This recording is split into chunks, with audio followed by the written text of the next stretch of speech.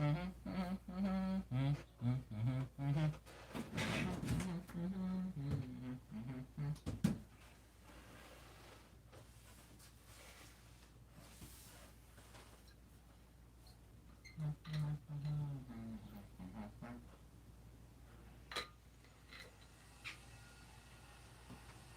it's time.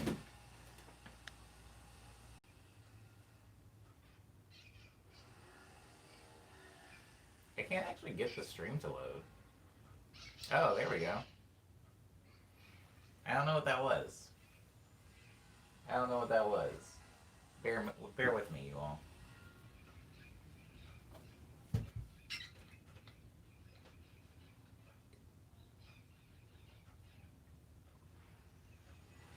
Oh, yeah.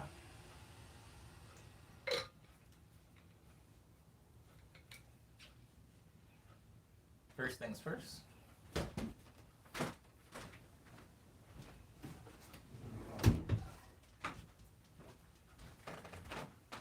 me close one of the doors at least. You're welcome for the reminder, Cyber. Good morning, everybody. Welcome to Morning Medley 196. It's Monday. Feels like just yesterday I was doing the production stream. I didn't get my usual 2-day weekend. We're fine. We're okay.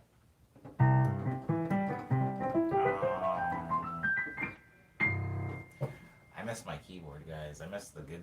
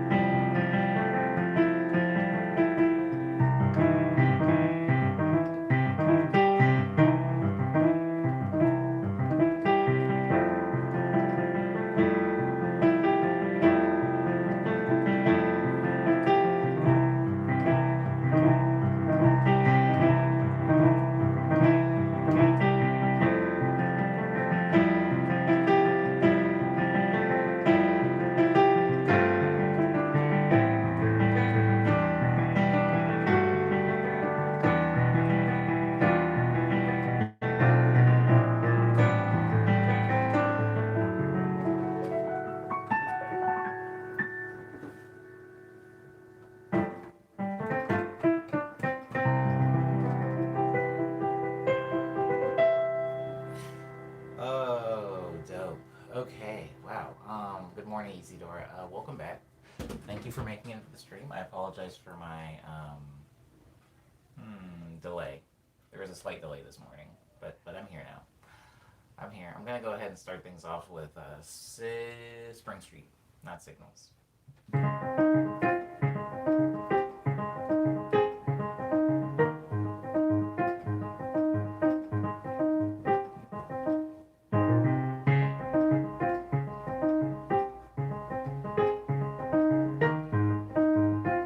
My weekend was okay, Isidora. It didn't feel like a weekend though, if I'm being honest, Isidora, because I did my production stream yesterday. I mean Saturday. And so it didn't feel like a full weekend. It kind of just felt like yesterday I got to have a little bit of time to myself.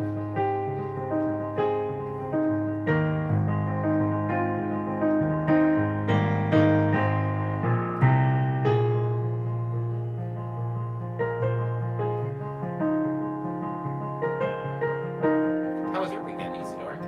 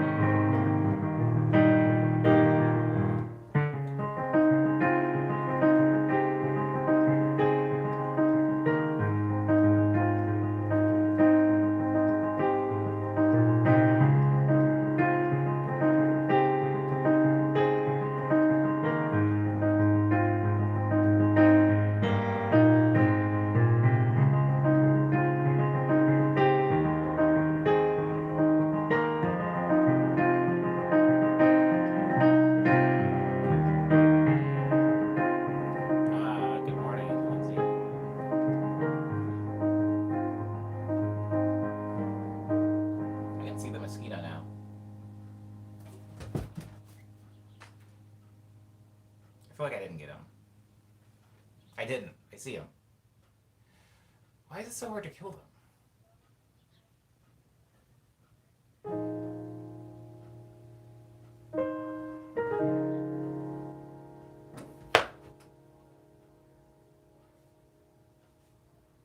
Oh, I got him.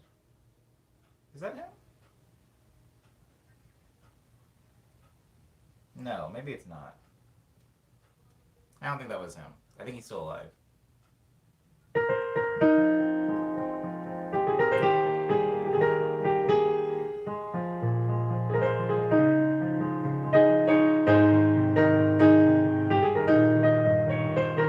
Honestly, Lindsay, it's so nice to be able to play on my keyboard again. Maybe I was starting to take it for granted for a while. That you just have access to a weighted keyboard, but no. I've experienced not having it for a week, or having to stream without it for a week, and now I appreciate it again. Good morning, Kiwi.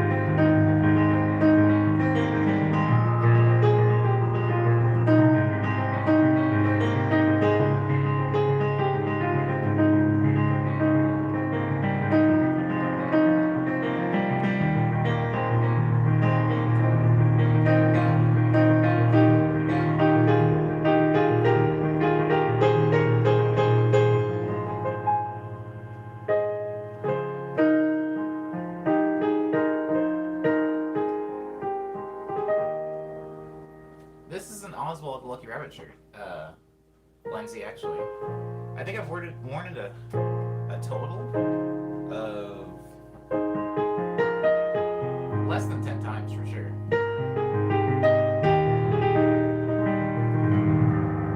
It's got like a little Oswald head right here.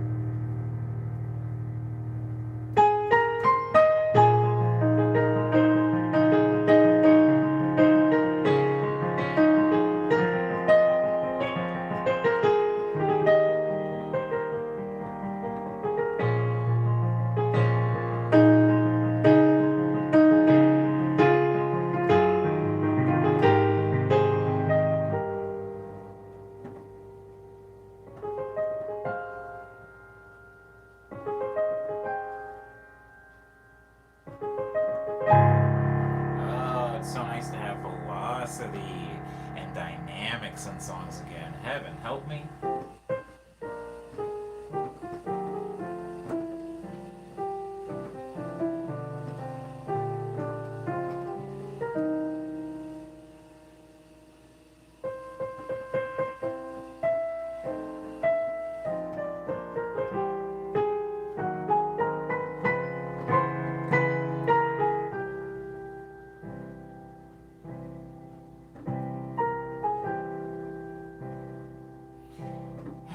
Jordan says, does being in Arizona make you miss being in LA? Or could you stay in Arizona longer?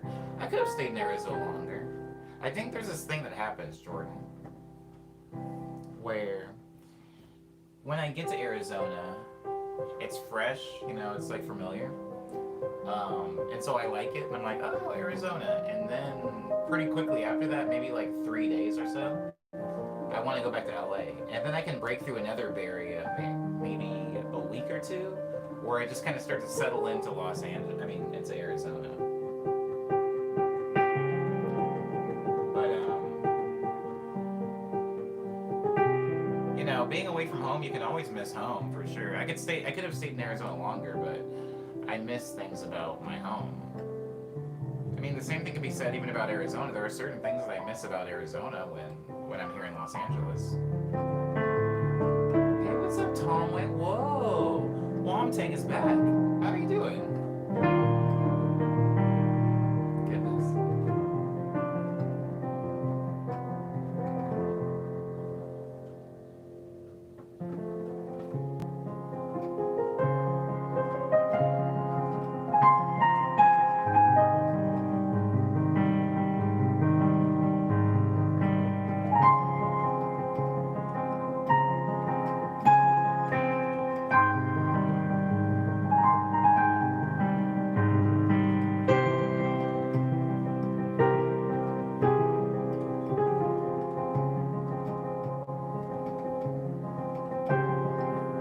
Oh, word up, Tom.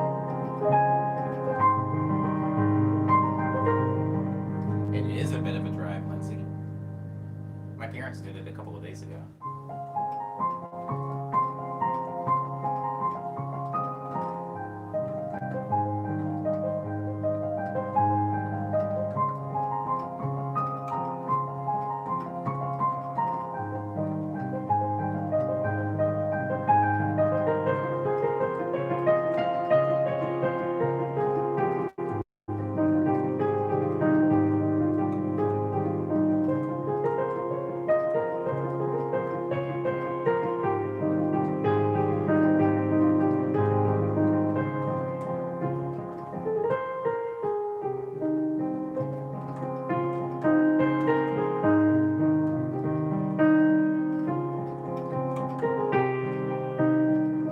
Yeah, the 101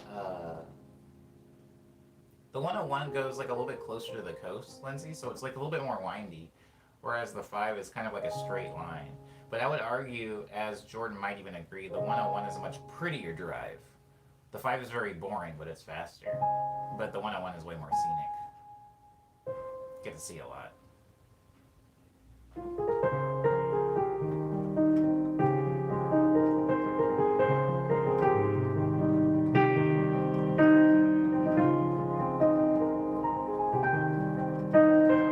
Honestly, it feels like a month since I've been able to play on that, Lindsay.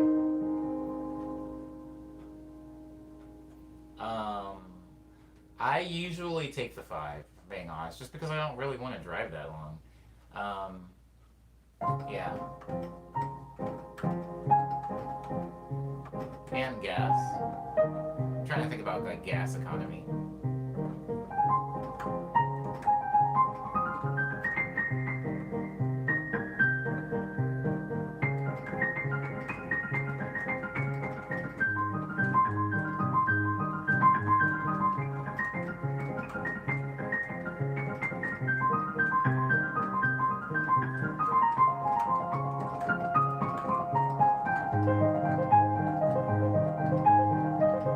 Oh, thanks, Jordan.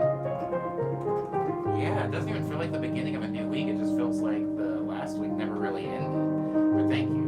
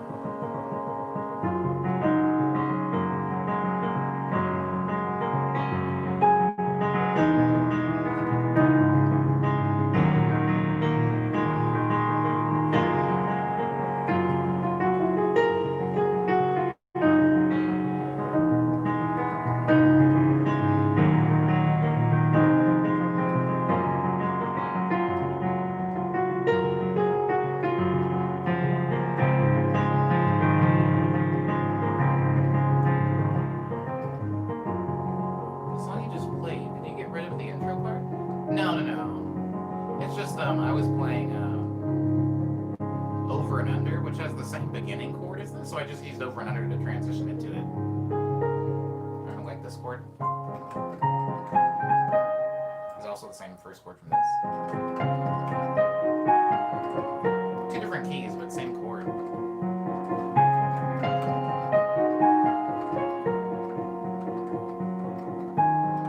Oh wait, I didn't do that right.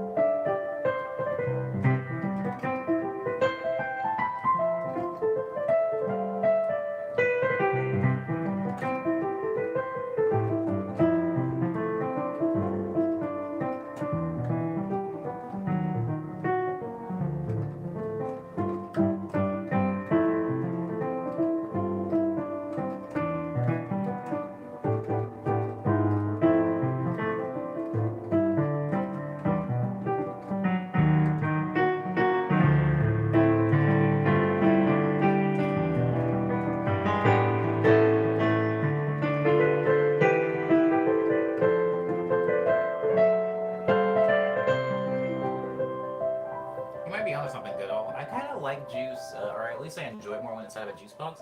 I think part of that is because it's like a small serving. I like juice in like very, very small servings for whatever reason. It was really nice and lazy. Didn't do a whole lot to skid about their weekend. Went to the farmer's market. That was nice. I need to make a trip to the farmer's market, actually. I need to go grocery shopping at some point today. Hmm. I like this version of Reflection Pool. It sounds bouncy. Yeah, it had a little bit of a bounce, like a swing to it. It's nice.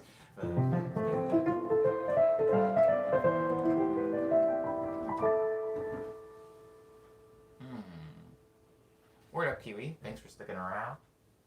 Thank you for sticking around. So, yesterday, with my one day off, I can't accurately say that I took advantage of my time off. I ate some ice cream and it messed up my stomach, and honestly, I still feel a little ill because of it. So that was cool. I also watched Zombies 1 and 2. Guys, okay, so I know they're not great movies. Or if you know what movies I'm talking about, you know why I'm doing a lot of disclaimer stuff after it. It's like a Disney Channel movie. And since I live in a cul-de-sac that is mostly kids, like if we do like per capita, most of the people in this cul-de-sac are children. And Jasmine, who I've talked about in this stream before, howls a lot. Like she does a lot of howling. And I never really understood why this was. I didn't know if she thought she was a dog or something. I don't know. Anyways, I heard a very specific song coming out of their house a lot. Like they were watching this movie over and over. Kind of like Moana. I talked on the stream recently, not recently, like 2 years ago, 3 years ago, about how somebody in the cul-de-sac got a DVD of Moana and they would watch it like 4 times a day. I was constantly hearing that song, and I ended up watching the movie only because I was like, I gotta know the context of this song, because now I know the song and I don't know the movie. Anyways, that happened with Zombies, but the song, after quick research of me like typing in some of the lyrics after hearing it from through a window, I realized it was in Zombies 2, and I was like, well, I can't watch Zombies 2 without watching Zombies 1. I need to know what the story is. I got in kind of a deep hole, and so, yeah, I watched Zombies 1 and 2 yesterday, and, yeah, it's fine. Not bad movies. I mean, there's a lot to poke fun at in it, because it is a movie made for children, but I think I'm officially at that age, you know? Not year-wise, but, like, maturity-wise, where like you can look at something that's marketed to a demographic that's not you, and you can understand it. You're like, I get why this is cool. I get why kids like this, or I get why weebs like this, or I get why babies like this, or I get why college men like this. It's like I understand, and you know, the music wasn't horrible, especially in the second one. Anyways, wait, is the song she sings on the boat in the middle of the ocean? What? Oh, the Moana song. Yeah. It's that one. It's one where it's just her and she's got the oar in her hand. I don't remember exactly how it goes now, but I'm very familiar with it now. Seen approve, we'd approve, yes. But yeah, the Zombies 1 and 2 weren't horrible. Whatever. I think that there's a lot of like. I was actually talking to somebody else about this yesterday. How there's like a lot of people talk about how stupid the Disney movies are, but you know they. I don't think modern Disney movies are any dumber than the old ones that people seem to love so much. So I think part of that is just being an old head and thinking like the filth when I was a kid was so much cooler than the filth of today. But I mean, filth is filth at the end of the day, right? I'm hungry. Alright, I think I'm just my stomach's upset because of the ice cream. I don't remember how it goes right now either, but it's like the song from the movie. It's like what will I see or something? What will I see? The places I will go. I don't remember. Something like that. Anywho, yeah, I'm not too familiar with the movie either. I saw the movie once, and it was with a little. It was like, why do people always stick me with their kids? I feel like that is a thing with me. A lot of people like stick me with their kids. Like friends of mine are just like, hey, are you cool with watching? I'm like, look at me. Well, do I look like I know what to do with kids? But people stick me with kids. Like neighbors will stick me with kids, friends. I don't know. Always. I feel like there's just a lot of there's been a lot of times in my life where I can see myself sitting on a couch with like a girl that's like, I don't know, 4 to 8 years of age, watching something on the TV that it's like her thing. She's like, "Oh, we need to watch this. We gotta watch Moana." And I'm just kind of sitting there. And at first, I'm like, "Ah, this sucks." And then about 15 minutes into whatever the kid movie I'm watching is, I like become invested, and I'm like, "All right, well, might as well see this through. Like, what happens to Moana?" It's stupid. It's like a thing though, but I always kind of get stuck with kids, and so a lot of the kid media that I know is usually coming directly from kids. Like I don't really know what kids are watching until I have to watch one of them or I have to hear them in the other room doing something, and I'm like, what is that? Goodall says, "Child at heart." I don't think so. I don't think I don't think I'm a child at heart. I think that a lot of media made for children, a lot, not all, of course, but a lot of it is just good. It is just good. So maybe a movie like, I don't know, a movie like Zootopia, while kids might watch it and have a lot of fun, I as an adult can watch it and then become invested in the characters and be like, all right, well, I kind of want to know how this ends. And I don't know if that's me being a kid at heart or that's just me like appreciating cinema. I don't know. I don't know. Yeah, yeah, yeah. The only reason I've even seen Shark Tales is because I was with a kid. The only reason I saw Finding Nemo is because I was with a kid. Like, I'm not watching these movies on my own. Um, the Tinkerbell movie slaps, says Kiwi. I didn't even know there was Tinkerbell movies, but that makes sense. That makes sense. I'm completely out of the loop with children's media. Not around kids much these days. Good for you. Good for you, Lindsay. Um, I thought that I would stop being around kids when I moved out here, but then I moved into this cul-de-sac where there's just so many kids. So yeah, like knowing the songs, knowing the media. Anyways, I don't know what kids are in today. No, there's no movies coming out.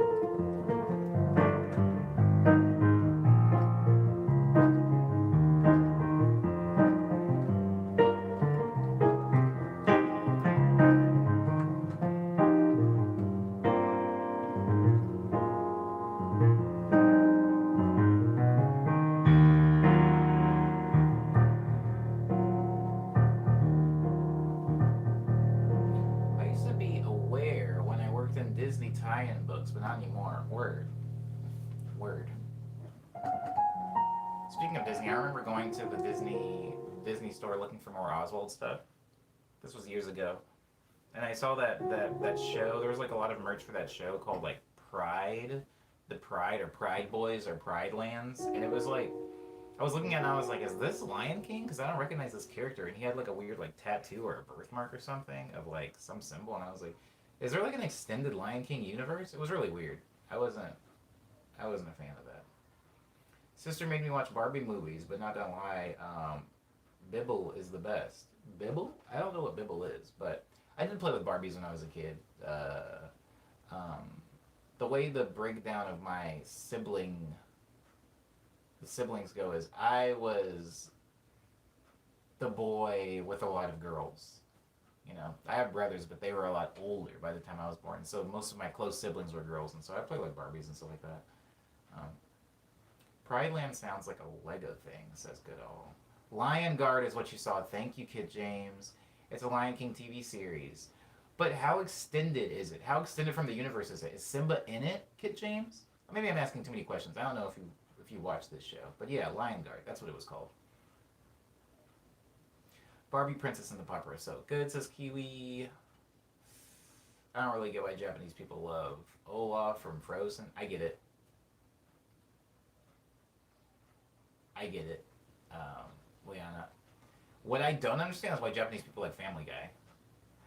But I think that if there's a character that's small enough and has like two quirks, could even just have one quirk.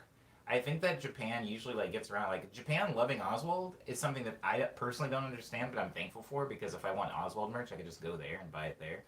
But it does seem to be a thing, right? Like Japan seems to like Minions even more than the rest of the world. Japan really, really likes Stewie from Family Guy a lot, like a lot. Like there's people that wear like Stewie merch that have never even played.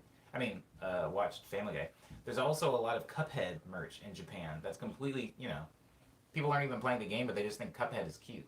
I think Olaf just kind of falls into that category of being like small and like kind of annoying. Oswald the octopus, no, good old Oswald the lucky rabbit. Um, my grandma was obsessed with Olaf. Says Kiwi. She has Olaf shirts and pajamas and socks and stuff. Oh, I'm not a fan of Olaf, but maybe I would be if I had seen the Frozen films. Films?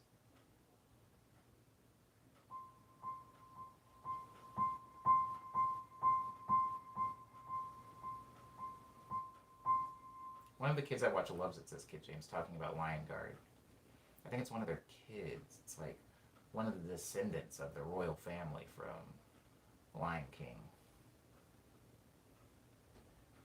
I always thought that Lion King was so regal that it could have a really cool long running drama, but then I'm trying to make it adult. It's for children, but I think that it would be cool to watch like Lion King, where it was just like a political drama about like the throne. I'm basically turning Lion King into King, like Game of Thrones, I guess.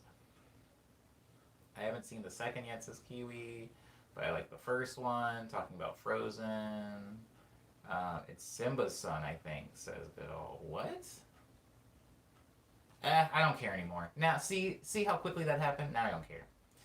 Now I don't care anymore. But thank you everybody for informing me, for keeping me informed on, because I was actually curious on like how the Lion Guard worked, like if it was actually part of the Lion King universe or some weird reboot or something.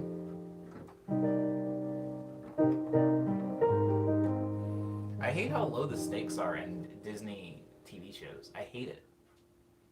I hate how low the stakes are. I need high stakes.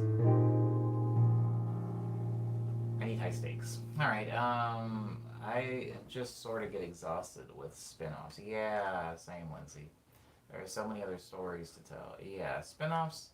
There are a few things that I like it when there's a spin-off. Like, there are a few things that don't have spin-offs that I kind of want. Granted, I always am a proponent of new material versus sequeled, prequeled, spin-off material. I always want something that's original, but I'm trying to think of something off the top of my head that I really wanted a spin-off for.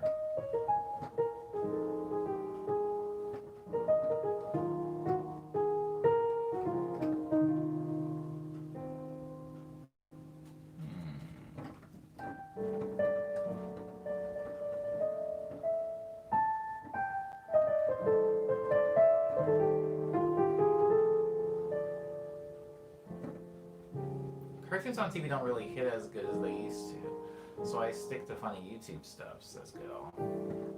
Hey, what's up, Moonbay? I didn't see you.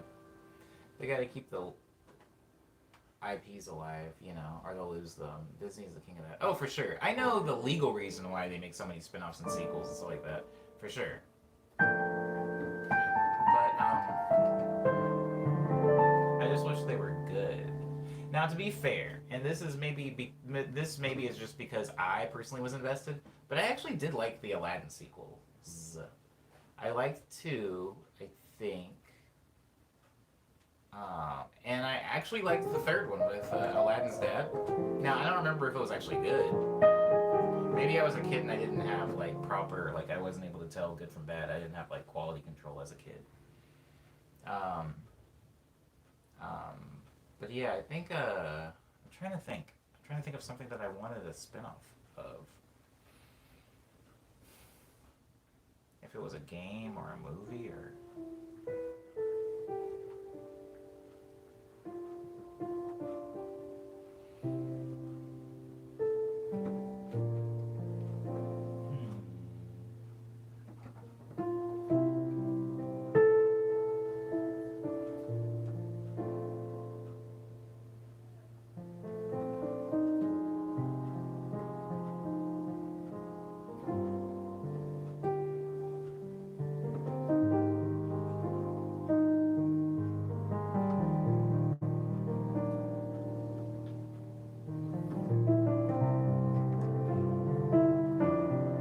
Oh, goodbye, kid. Thanks for being in the stream. I'm glad I was able to play Reflection Pool for you. I hope you enjoy the rest of your Monday.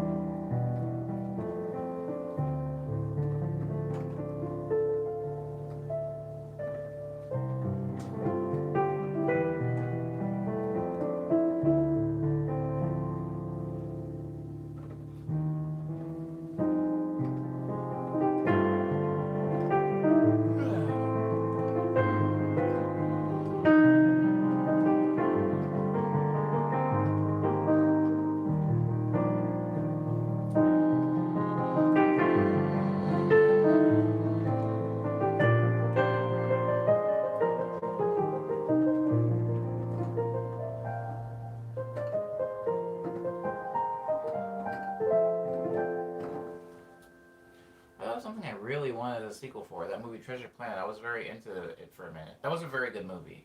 I'm glad it didn't get a sequel, but I probably wanted a sequel at the time. Treasure Planet and the music in Treasure Planet was like huge. It felt like a step above. That's when like was Treasure Planet Fox or was that Disney? There was like it was like a weird time where like Atlantis, Treasure Planet, and Titan AE came out, and it's like these were cartoon movies, but they had a lot of like weird 3D stuff in them. Like it seemed like a step above like the typical cartoon, and I was really into it. Um, it was very good. It probably still holds up. You know, I haven't seen it. You know, I haven't seen it as an adult, but I do remember seeing that movie and just thinking, oh, is this what cartoons are gonna look like now? And I was wrong. Cartoons did not keep looking like that. They went right back to looking like whatever.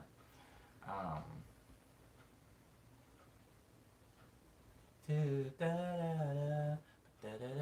I never saw Treasure Island though as a kid, and I understand that Treasure Planet was kind of just like a weird reboot of Treasure Island. I never saw Treasure Island, so a lot of that was lost on me if there was like references to Treasure Island. But Treasure Planet was really cool. Hmm. Wow, interesting, Lindsay. That movie must have really connected with you. I can't think of a movie like that for me.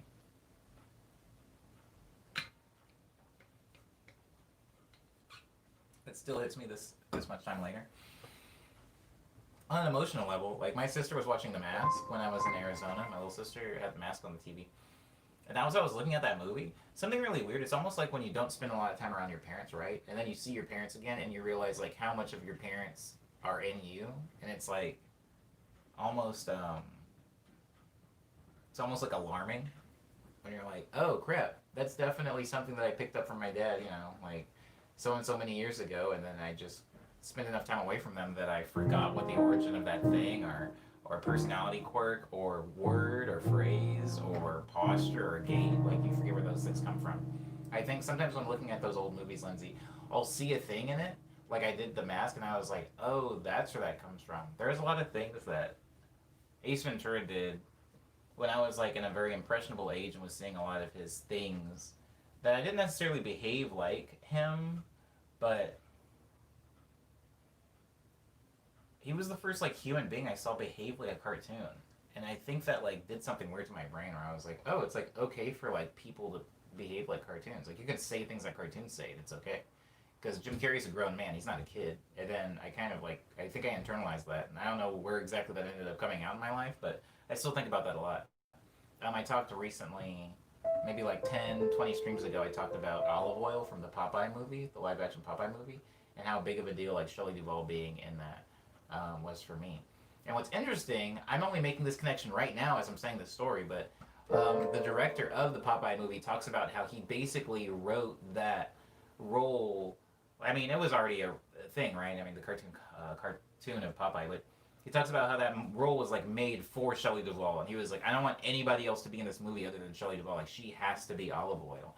And the same thing happened for The Mask, because not to do a whole history lesson, but for those of you that are familiar with the Mask comic book that the movie's based on by Dark Horse, it's extremely violent and not really funny at all. It's like super dark and really gory, and it's like really messed up and twisted.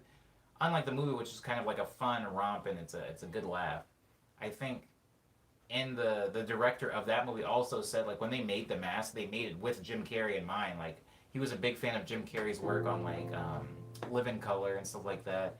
And I mean the same year Jim Carrey ended up making Ace Ventura, and so like he he saw like that physical comedy in a human being and was like he would be perfect for this mask role, so they wrote the role around him, even so much as like the outfit that the mask wears was based off of an outfit that Jim Carrey wore years prior. It's weird, but it's interesting that both of those roles, based off of a cartoon or comic character, were so closely written for related to an actual human being that just kind of anyways, I don't know the point I'm trying to make here. Those are two roles that I really appreciate, and they happen to be similar in their origins.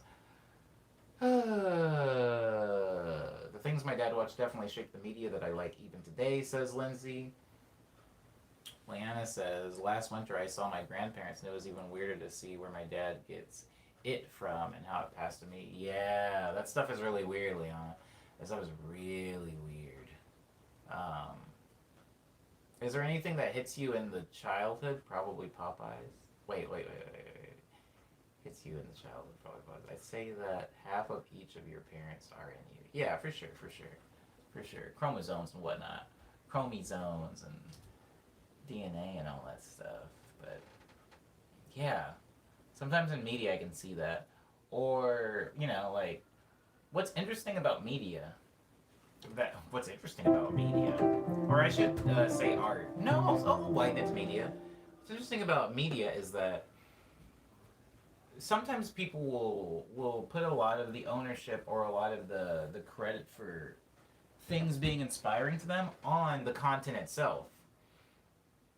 But it's not that simple. It's not as simple as this movie was so good that it made me a director, or it's not as simple as like this actor was so good that it made me want to be an actor, or this guitar solo was so good that after that I couldn't get enough of listening to rock music and I ended up being a guitar player. I think it has to, like, you are equal part of that. You, as the person being inspired, are an equal part of inspiration. And I think maybe if I had seen The Mask when I was a little bit older, or maybe even a little bit younger, it would have had a completely different effect on me. Maybe it would have scared me, or maybe it would have bored me. There's a lot. I mean, I don't want to drive this conversation specifically to anime, but there are a lot of anime that I know. There's a lot of anime that I know is very popular, very, very well liked. One being Naruto. I really do not like Naruto. But I don't think that has anything to do with its quality or it being bad, I think that if I got into Naruto at a different point in my life, I would have been obsessed with it. In the same way that I was obsessed with Dragon Ball and Dragon Ball Z. But I think I just got into it at the wrong time. It had nothing to do with the media and everything to do with me. And so sometimes people will be like, oh, this thing isn't good, or I don't like this thing. This movie's bad. I can't believe all these kids like this. But sometimes I have to, like, take into consideration that, like, I'm also part of it. So it's like, yeah, I liked Mask. I liked The Mask, and I liked Jim Carrey a lot at that time. That was super inspirational to me. There's a band named Freeze Pop that I've talked about before in the stream that I love. I love the band Freeze Pop. And I'm not stupid. I know that the band Freeze Pop, as far as music goes, they're really good, but they're not groundbreaking. They're synth pop, and if you've heard synth pop, you've heard synth pop. It's not too dynamic, and that's not an insult or a slight. It just isn't. And so, knowing that, I have to take in consideration who I was when I found Freeze Pop, and there's so many things there. Like, I was pretty impressionable, and also the way I even first heard Freeze Pop was on a video game. They had music in a video game, so it wasn't even like I was listening to their music at a mall or at Sam Goody, or a friend of mine was listening to their music. I was literally doing the only thing I liked doing, which was playing video games, and a music group kind of snuck into my brain through a video game, because I was not going to be able to consume it any other way at that age.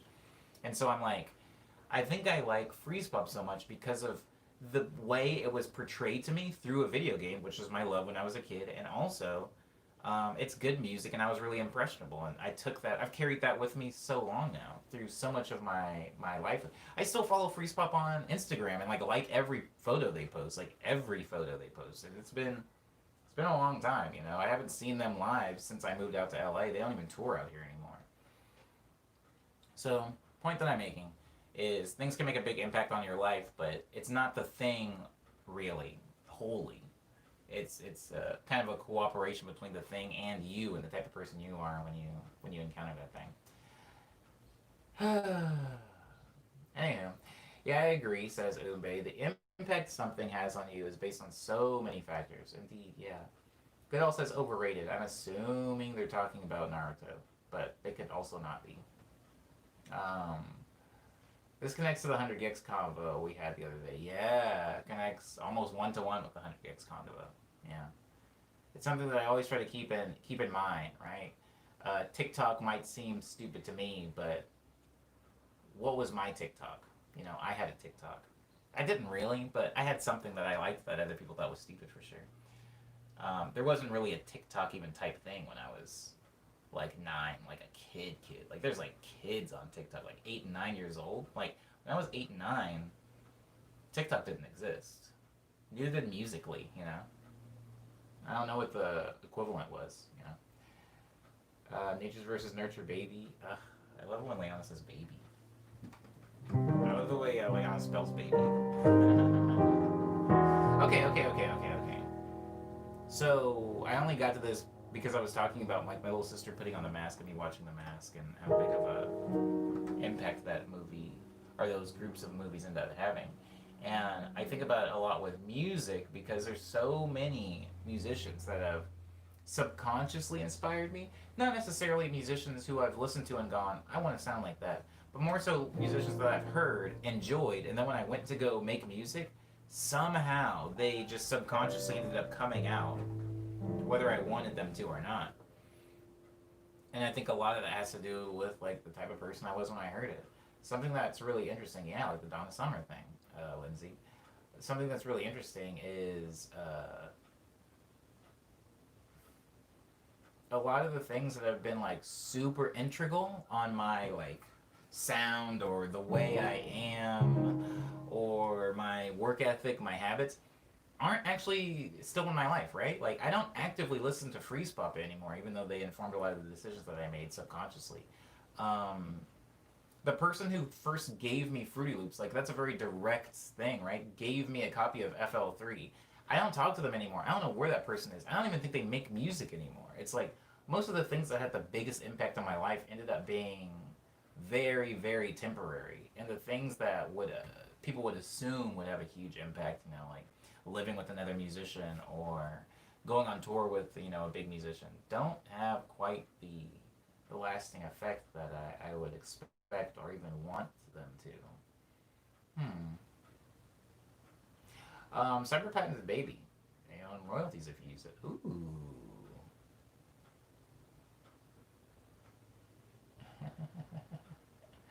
It reminds me of how people hear a song in a mall and hate it, but go to the club, hear it, and then the context changes so they like it more.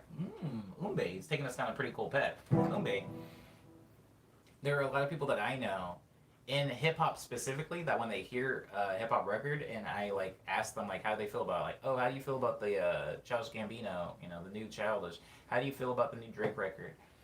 A lot of my friends and now me too sometimes actually. I'll also do this. A lot of my friends will go like, I don't really know, and I'm like, what do you mean? They're like, I need to hear it in its settings. Like it's a summer record. I need to go out to one of the summer like day parties. I need to hit up a rooftop or something. Go to the club. I need to hear this Drake song in a club before I know how I feel about it. And I'm like, oh, that's actually probably a good way to judge a song. But the weird thing about that is some like what is the environment for your song, Umbe? Since you bring that up, it would be really cool. Hold on.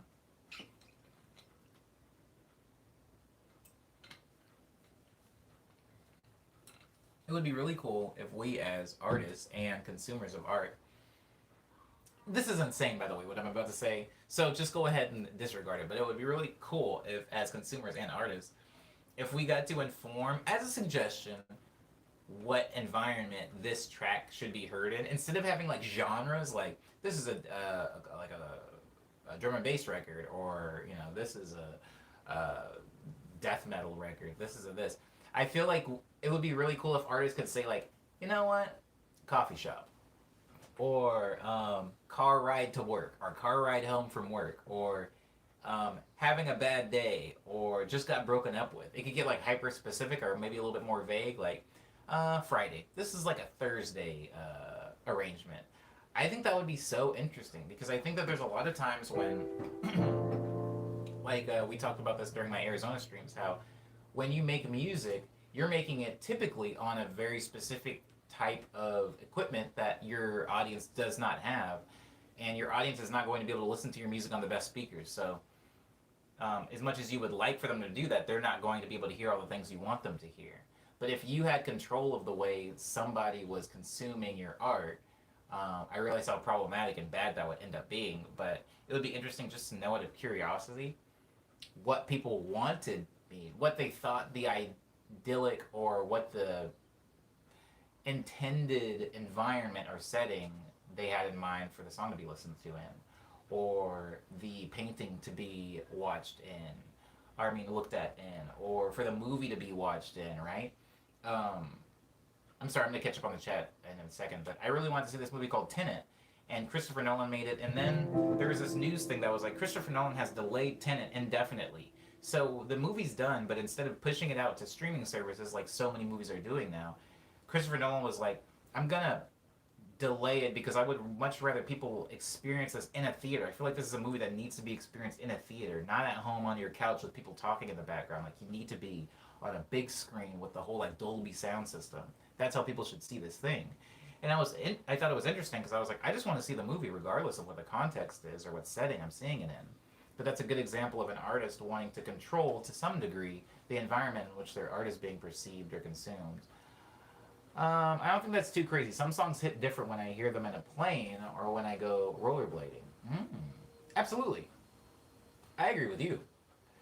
Music for clubs and dancing. Do not listen at home would be amazing. See, Cyber, you get it. This is what I would want to know out of curiosity. I wouldn't want this to have to be enforced. I just would like to know what the artist or even the chef, right? Like if somebody makes me food, like what they want me to be eating it, like what kind of environment do they want me to be eating this in that they think would enhance it?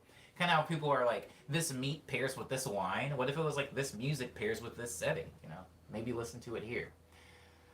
That's super interesting because artists slash creators are told to consider the audience, but it's also depending on the setting. Yeah. I'd say so. This begs the question: what setting do you imagine your music is best played in? You can separate by album. See, that's the thing. It's like this is a new. I mean, I've thought about this conceptually, but never with enough real intent to think about what the best environment to listening to my music is. Because I don't listen to my music, and when I make it, I'm assuming. Here's what I assume when I'm making a song. Let's say I'm making Keyline.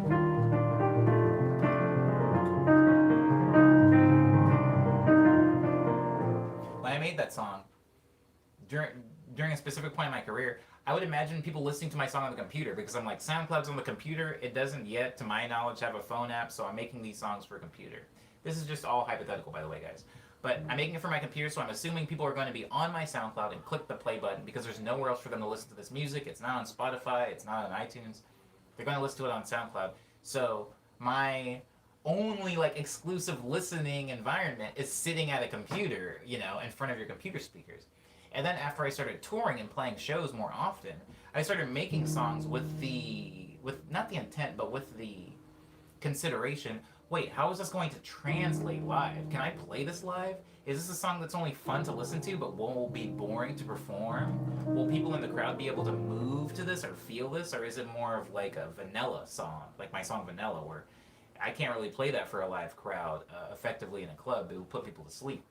And so I always think about the context of in a venue with people standing in a crowd. I very, very rarely think of people listening to my music outside of a live setting, which is why a lot of my stuff started leaning more towards live transferability, translation, and then we got to Lush Dream, or since it's kind of like lo-fi study beats type music, I always think of people listening to it while studying, or while in a boba shop, or a coffee shop, or a tea house, just hanging out in their car. You know, I very rarely think about hyper-specific settings in which to consume my music in. I mean, artists technically do that, says Cyber, sometimes like on vinyls and things, but it's usually a subtitle for the tune and not like a thing anymore really pays attention to. Oh, anyone that pays attention to. Club mix or 7-inch disco mix or whatever. Yeah, those I kind of understand. Those I kind of understand. I think I was thinking of something more like specific. Because I even used to make club edits of my music, but we don't need to talk about that because they were not good. I listen to Speed Dream every time I take a bus, like anywhere, and it do be hitting different. Interesting, Kiwi, on a bus. Is it because you're on wheels and you're moving? Mozzarella needs to be paired with tomatoes to enrich their flavor, says it all, for example. Yes. I mean, I wasn't aware of this, but how often mozzarella is paired with tomato, I'm only thinking of Italian food. I believe that. I believe that.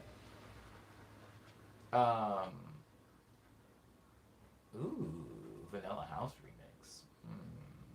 That's actually extremely doable.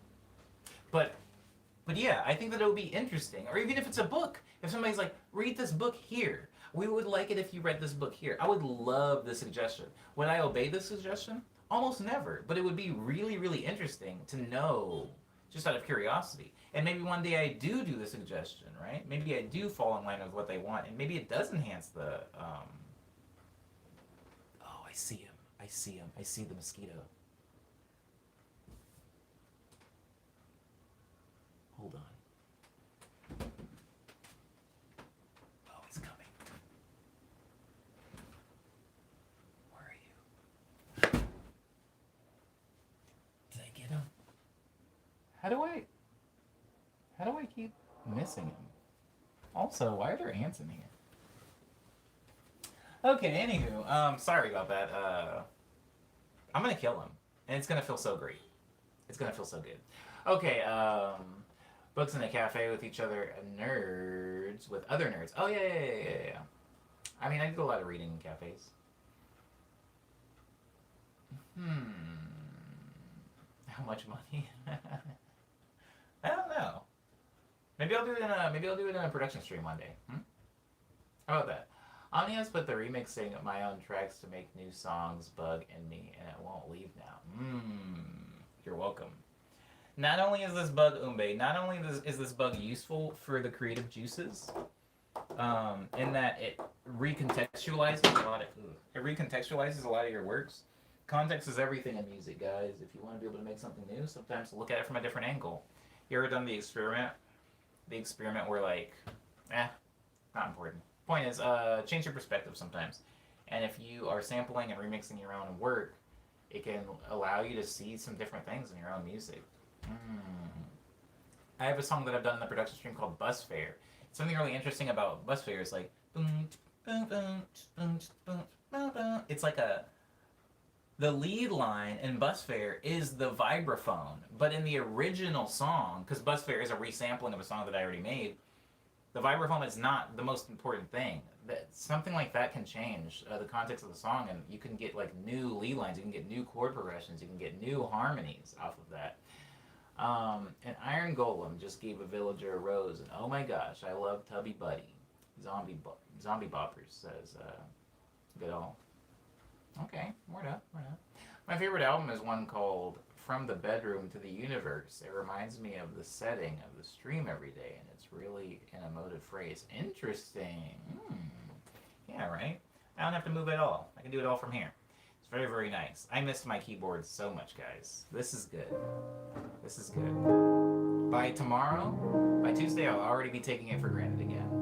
But for right now, very thankful to have it back. Okay. I think while the context and setting desired or suggested for art and media to be experienced in would be really cool, I think we're a long ways from ever having something like that, because I think that artists typically have an idea.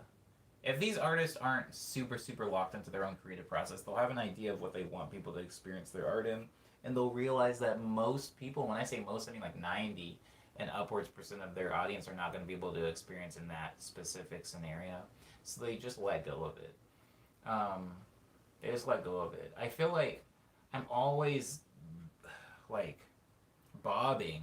I'm trying to get to a middle place, but every now and then something will like I'm on like a bungee cord and somebody like slaps me and then I start going all over the place. I feel like the two extremes. Oh, thanks, Lindsay. I'm gonna kill that mosquito. The two extremes, right, in art, if I'm just oversimplifying and I'm boiling everything down, Lindsay and company, is caring so much and caring not at all. It's kind of like this weird over-managing to apathetic creation. People will think, creators can't be apathetic. You can't just not care, because at some point you have to care about what your art is and what it says. And I'm telling you, no, you do not. No one can make you. Nobody cares. At the end of the day, people are going to take your art and do whatever they want with it. And I think that there are some people that have that. I started off over here at apathy. I was just making music for fun. I think a lot of artists start out in the apathy. You're just making it for, you're just trying to have a good time. Make a song. draw a doodle, write a poem. And then as you start to get better and as you start to see people consume your music and start to expect people to consume whatever you're making, you do start to like develop more and more care and more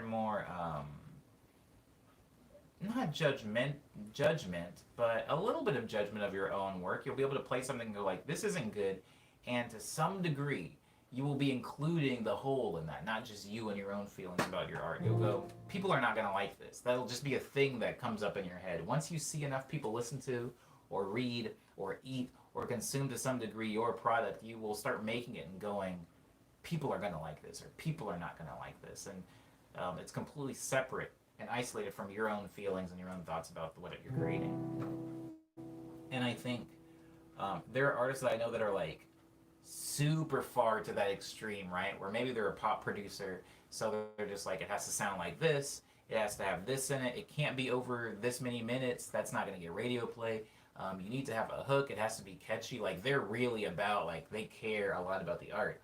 And then over here to the other extreme will be somebody that's like, I'm just going to yell into a mic, and then I'm gonna have a cat meow come in here, and then jazz chord, and then it'll turn into like a heavy metal song, because why the heck not? That'll be funny, right? And then I'll put it on SoundCloud. I won't even get good art for it. I won't post it on all platforms. I won't even tweet about it. I'm just putting it out, whatever. I think that most artists lie somewhere in the middle. Definitely maybe closer to one point to the other point. But the apathetic point is something that I always would love to get to. But unfortunately, in music business, you also have bills to pay. So you have to consider the other side too, because people do have to like the thing at the end of the day. But apathy is like to me, like such a beautiful place to be in music. I love just making music because it's, oh my god, gent catcore. um, I love making music or making any art, making food, making anything, and just going like, this was fun, and I'm just glad that I had a good time. Like the means justify the ends, if anything. Like, you had fun, therefore the ends are cool. Um, yes. I would love to be able to stay on the apathy side of the spectrum, but it's hard. It is very hard. I think as soon as anybody else witnesses your art, or you witness other people witnessing art, it becomes very difficult to stay on the apathy side. And I'm not upset about that. I think um, being in the side of caring maybe a little bit too much has helped certain parts of my art. But there are whole releases that would not exist um, if I cared too much. For example, Tall Tales would not exist. Speed Dream would not exist. Daydream would not exist.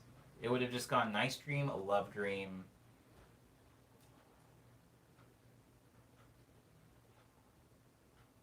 Probably another thing that sounded like really cutesy, and then Lush Dream, and then I would have released something else by now. But I'm trying to like recenter myself, so no releases today. I'm gonna reheat my chicken wings from last night. That sounds delicious. I had Burger King last night, which I probably shouldn't have. It made me realize Burger King's spicy chicken sandwich is actually like spicy compared to most like burger places' spicy chicken, like Wendy's and whatnot. It's pretty chill. I was very pleased. I will not be eating Burger King again for at least 4 or 5 months, but actually, yeah, that sounds good. No more Burger King until 2021. Yeah, all right. Agreed. I think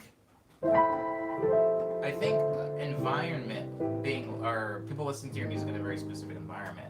Some people, I talked about album sequencing in a previous stream. I think Diz chimed in a lot about album sequencing. Um, about like how artists would prefer for you to listen to their album in order, the songs in order from first to last, at least the first time you listen to it. But most people kind of like bounce around, they'll pick, or maybe they listen to the album on Spotify, they don't have a paid version of Spotify, so they just listen to the album on shuffle. A lot of artists will get really upset about that. Um, why, says Kiwi, I like Burger King. I just like don't love going to like drive through burger places, Kiwi. Like, I would just rather make food at home, I guess. That's it. That's the only reason why. There's nothing like inherently wrong with Burger King. I like cooking food at home instead of eating out. Not really a Burger King, McDonald's, type beat. Um, if there is a 2021 Cisco, I mean, there will be a 2021. I might not be here. I might not be here to experience, but it'll be here. I assume Burger King won't survive that long. I imagine Burger King and their chicken fries will still be around in 2021, whether or not I am.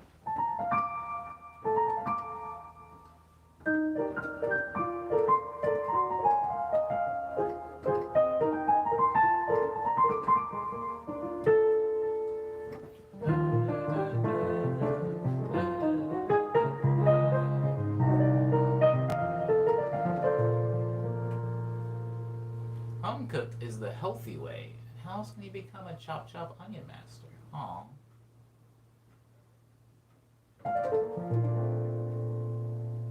That's a very good point, Leon. Yeah. I prefer to cook at home. Like the hard thing too is like um at Kiwi, I don't know if I made you fries when you were visiting. I don't know if I actually made fries for you. I feel like I did, but this was so long ago. I don't even know if I was like making fries back then. But I actually like my fries more than Burger King's. Um, I think they taste better and they're cheaper. Burger King fries are like $2, $3. My fries are like 15, 20 cents. I mean, you must answer the question. Are you the type to immediately place a sticker when you get it, or do you hold on to it, think about where it needs to go, and then shelve it for 3 years? Cyber. I have a collage on my wall where if somebody gives me a sticker, say today, I will have placed that sticker by December because I'm in December at the very end of the year. I make my collage for the entire year where I place all the stickers that I've received throughout the year on it. So I don't really keep it for like 3 years, but I also don't place it anywhere immediately because I don't place it until I start making my collage for the end of the year. Yes. Yes.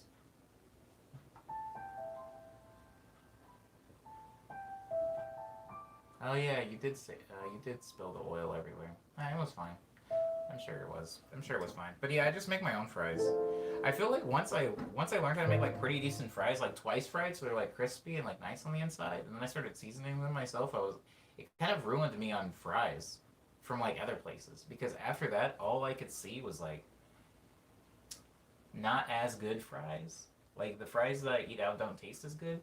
And I didn't realize how expensive fries were until I started making them. Fries are like expensive, guys. I mean, when you take into I mean, I don't want to sound like a grandpa here, but when you take into consideration that like an entire sack of potatoes costs like $3, and I can make like you don't want to know how many fries I can make with a sack of potatoes, and then you get a large fry from like Burger King or McDonald's. It's like sometimes more than $3. It's like, what's going on here? What are you guys doing? Why am I paying so much? Let me see the potato. There's not even a potato.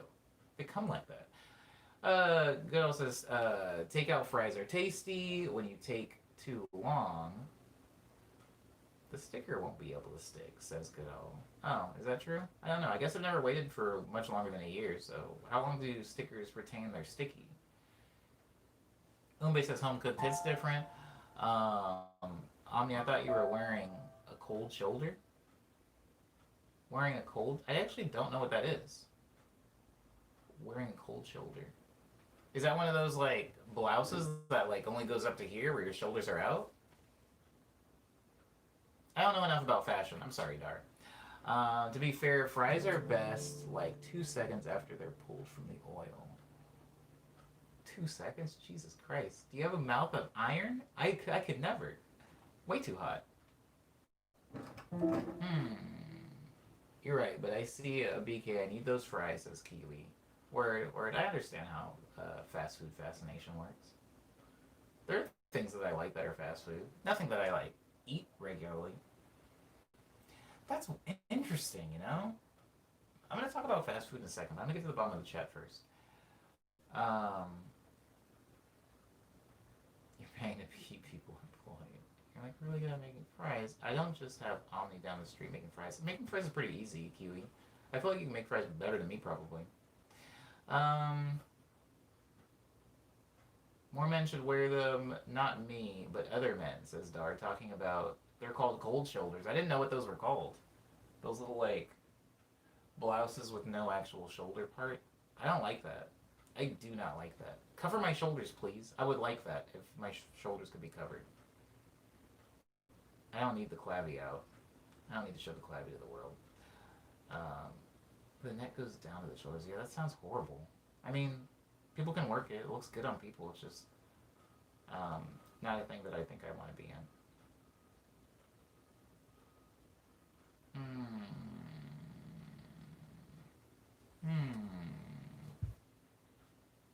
I don't even like muscle tees. Amen, Dar. Neither. Me neither. I'm not a fan. Oh, that's not the sound I was looking for.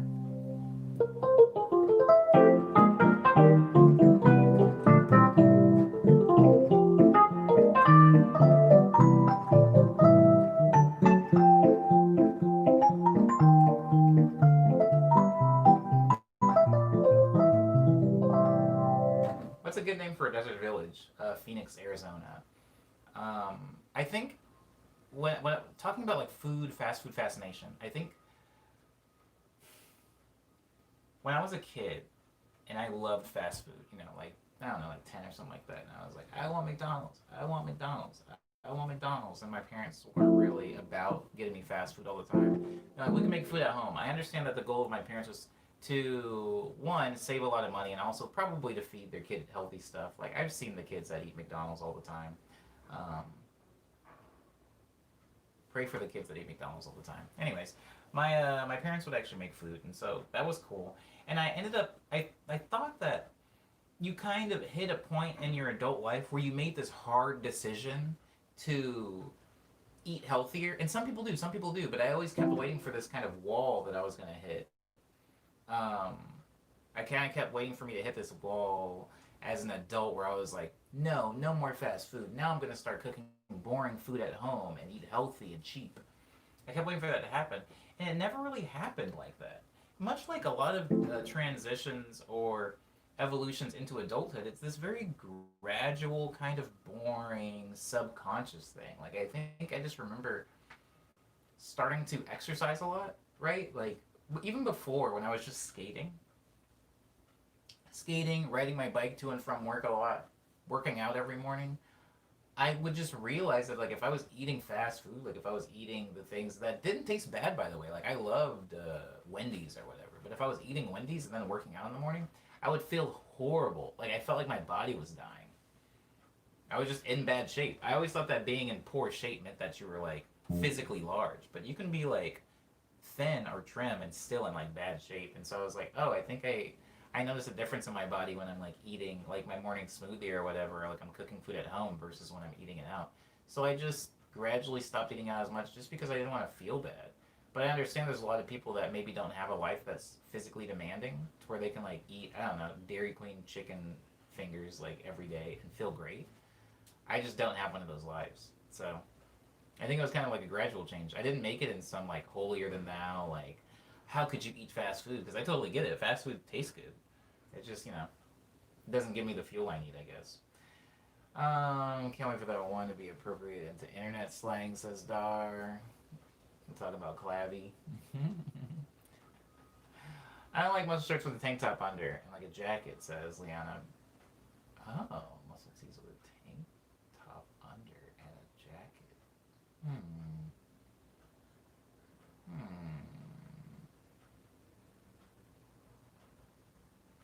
Interesting.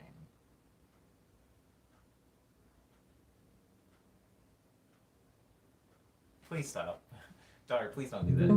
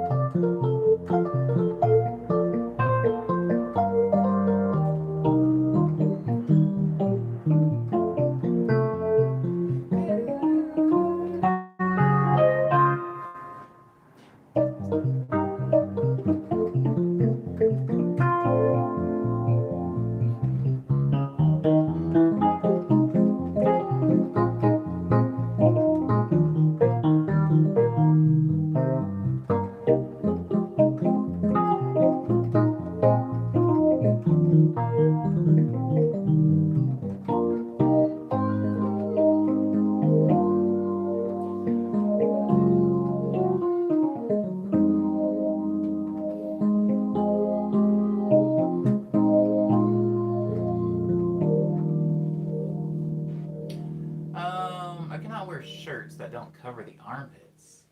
That don't cover the armpits, I'll start sweating profusely for no reason. I hate it. Interesting. I'm interesting. I can't wear shirts that touch my armpits or I'll start sweating. Even when I wear like kind of my tight form-fitting shirts, that's why people, myself being people, don't like girl sleeves, like those weird short sleeves that sometimes are on girl shirts where it just like pinches your armpit. I don't know how people that wear those don't just constantly have like swampy armpit. But anyways, yeah. Also no tank top for me. All of the shirts I wear are pretty much the same. Do a lot of t-shirts, do a lot of button-ups, do a lot of t-shirts underneath button-ups. I don't have any muscle shirts. I don't have any tank tops. Yeah, I don't got none of that.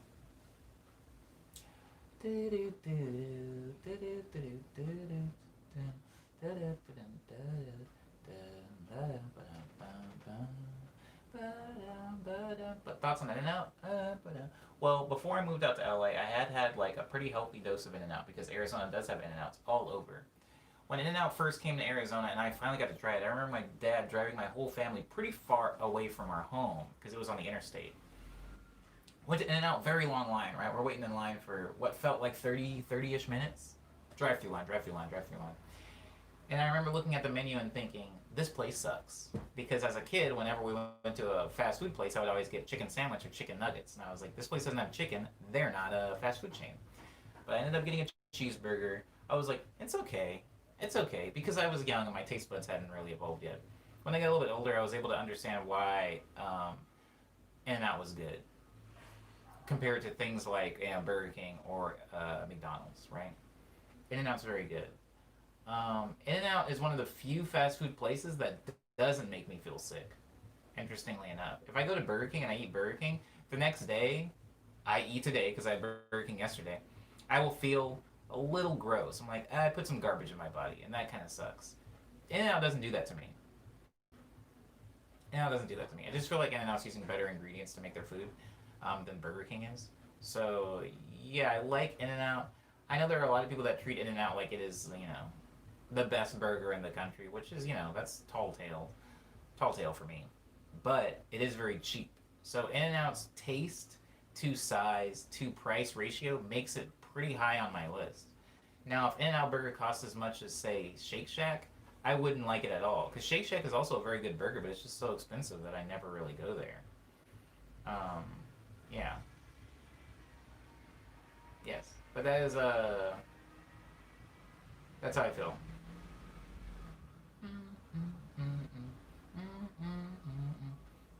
Yeah, that's how I feel about In-N-Out Burger. I wish that it was less popular. Because I feel like when I want to go to In-N-Out Burger, I would like to just be able to go to In-N-Out Burger and ride through the drive-thru like I could at Wendy's. But In-N-Out Burger always has a line. Even here in LA, no matter what location you go to, it's like always a line. Same thing with Chick-fil-A out here in Los Angeles. Chick-fil-A always has a wild line. Like, it's never dead. I hate it. Anyways, it's common here, but Johnny Rockets says Dart. Are you? I don't know if you're asking me if I like Johnny Rockets. Johnny Rockets is like,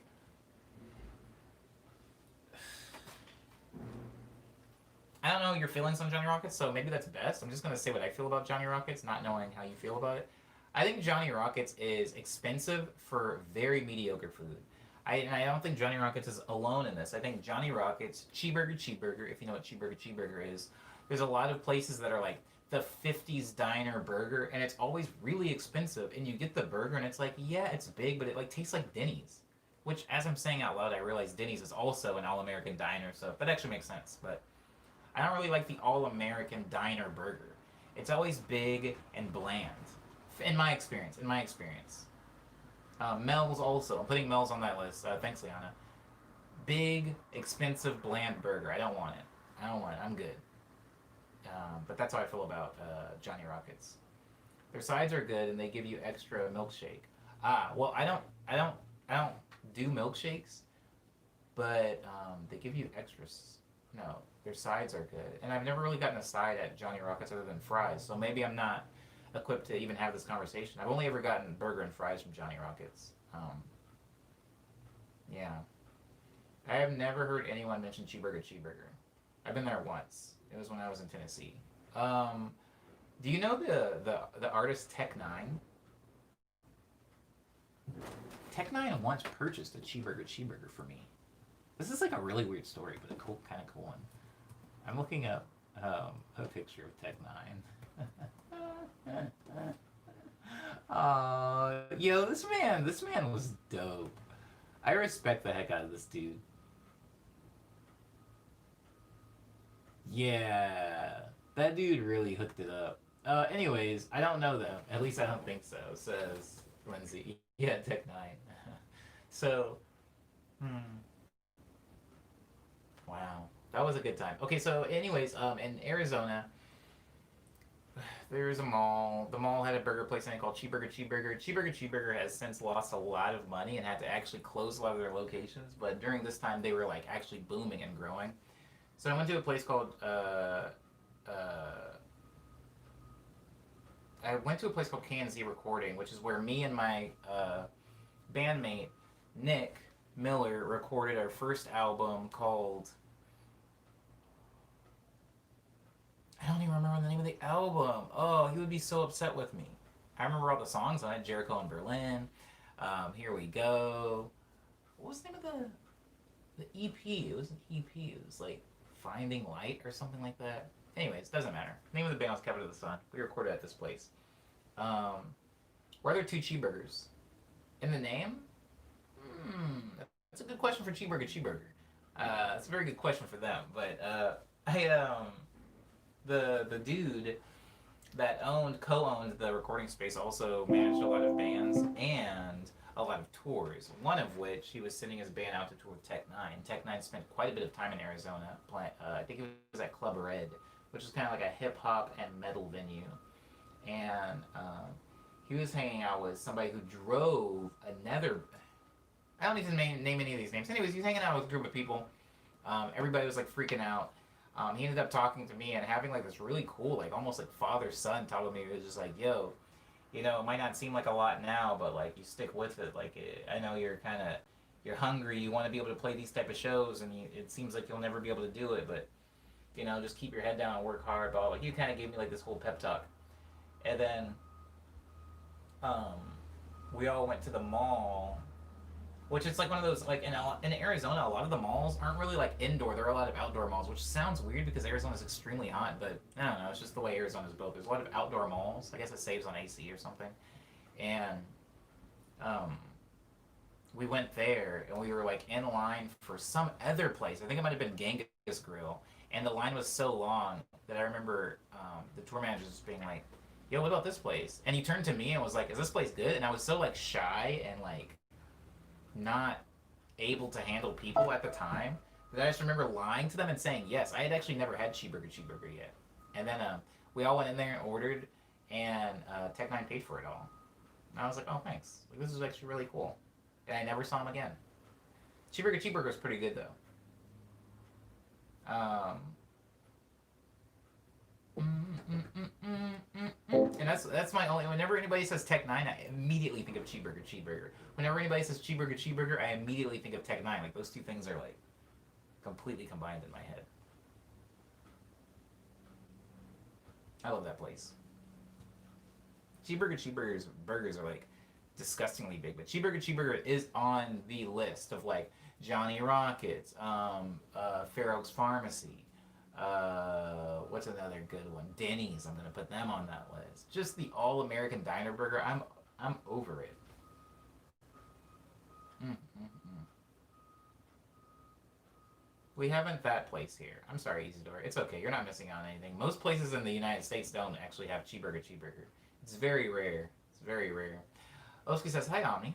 Dropping in to say, I love your style vibe. Have a nice day." Oh, thanks. Is there anything you want to hear, Oski, before you head it off? Or pay me a very, very nice, undeserved compliment and then disappear? I could go for some diner food, says Umbe. Yeah, maybe I just don't like diners. Maybe that's my problem. Because I also don't like Denny's, although I have a completely different reason for not liking Denny's. Hey, hold on. Okay, I'm gonna ask Cyber this. No, I'm gonna ask Lindsay this. I'm gonna ask Cyber and Lindsay this. Guys, do you consider Waffle House a diner?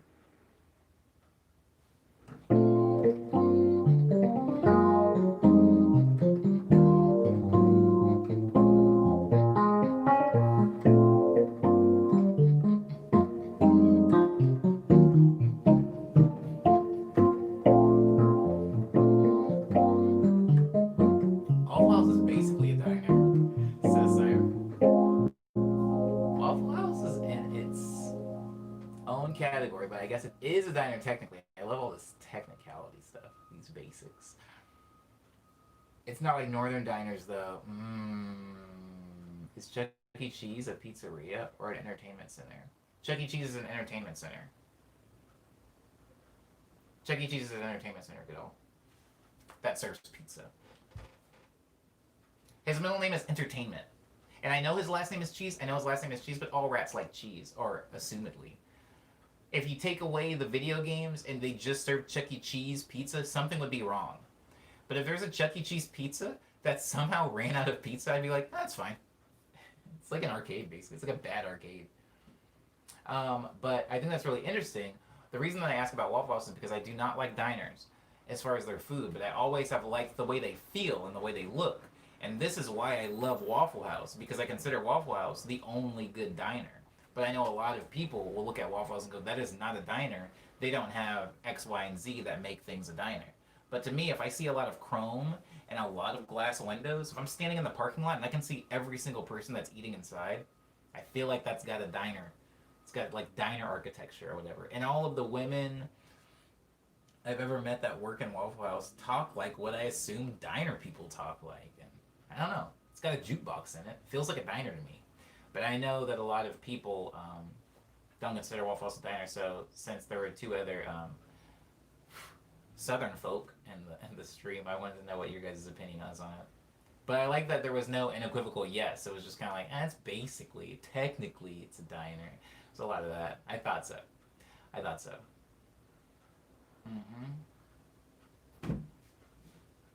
Oh man, I miss Waffle House. Guys, when I was in Arizona, I didn't go. And it's like, oh, I don't want to talk about this anymore. I'm actually kind of bummed now.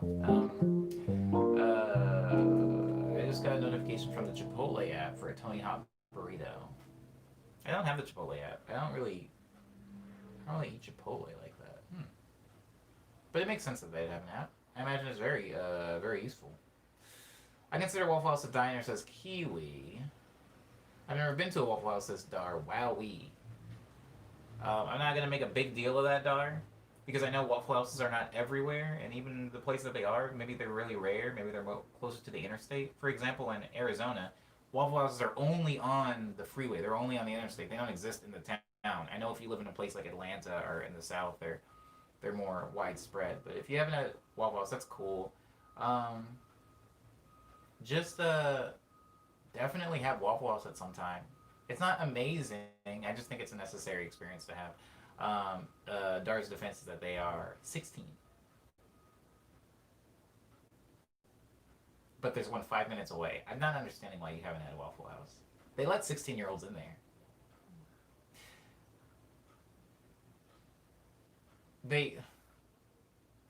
They'll let you in, Dar.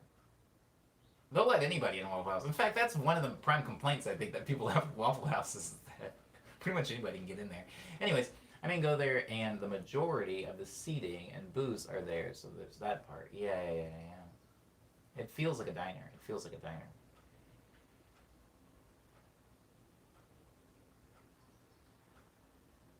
My mom would not purposefully take me there. Oh. Why would I go there without a group of friends to illegally smoke weed past midnight? Oh, you would go there for the waffles, Dar. They sell waffles there, Dar. It's a Waffle House. It's a Waffle House. It's not a illegally smoked weed house. You can go there. The food is actually good. I know. I don't know what the opinion on Waffle House is in the specific city you're in. I'm just saying the food is actually good. I would put Waffle House above so many other places as far as the quality of their food. Oh my god, their waffles. Granted, I've only ever had their waffles, bacon, and sausage. I know they have other things. My dad, for example, gets the steak there. They have like T-bone steak. My dad will get that.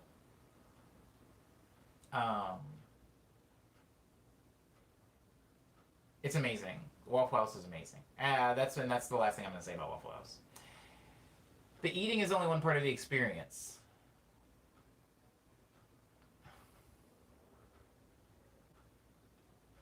That's exactly why I'm asking you to go, Dar. Because there's other things to experience besides just the eating. My parents would never purposely take me there at a late hour. No, don't go there at a late hour then. Don't go there at a late hour. Dar, you don't have to go there at a late hour. It's open all the time. You can go. There's mad other hours to go. Dar is 16 though, and I know at 16 you don't have all the autonomy in the world. Maybe you do have to wait for your parents to take you to a place for you to eat there, and that's totally cool. Who goes to Waffle House in the day, says Dar. Mad people, Dar. Mad people. You'd be surprised. It's like IHOP. Think about IHOP. It literally has pancake in the name. During the day, it's full of people. People go all the time. It serves breakfast. So, oh no. Oh, see, now I sound like I'm being condescending. I'm just saying, people do go in the day, Dar. Definitely try it at some point, and there's no rush. Waffle House's business is booming, so they'll be doing fine. Just and maybe even at now, maybe right now you can't eat inside anyway. I don't really know how Birmingham is doing the quarantine thing, but maybe wait, until after this whole thing is over, and then go check out Waffle House. Do people take their kids there purposefully? Yes, people take their kids there. Dart. I don't know what this weird like. You seem to have like this. I mean, I know a lot of people don't like Waffle House, and it's kind of like grungy. It's rough around the edges, but you're talking about like it's like a crack house or something like that. Like people can't go in the sunlight? You wouldn't take a child there. It's just a place they serve waffles there. It's like a restaurant. It's like a diner. It's okay. It's all right. People eat there in the daytime. Kids can go there. People take their kids there. I've gone on Waffle House on a Sunday and actually been upset because I had to wait for a table. And I'm like, come on now, it's freaking Waffle House. I should be able to just like pop in and pull one of these sticky menus off the table and order. I shouldn't have to wait. Anyways, people do take their children there though. It's okay. I love me some Waffle House, and honestly, Los Angeles not having Waffle House has been rough for me for the past 5-ish years. I miss it so much. My mom has never even mentioned Waffle House as an option. See, what we have here, guys, what we have here is just a prime case, a perfect example of some handed down, some hereditary discrimination. See, a lot of what I'm hearing in Dar is their mother not liking Waffle House, and you have inherited this hate. And I'm sad. I'm saddened today that this is I'll trade you Waffle House for an In-N-Out. Really, Cyber? You want to do that? Oh, just one though. However, Dar, would you trade all of them? Would you replace all of the Waffle Houses in your state with In-N-Outs? Or just one location? Not all of them. Yeah, that's what I thought because their quality is heck.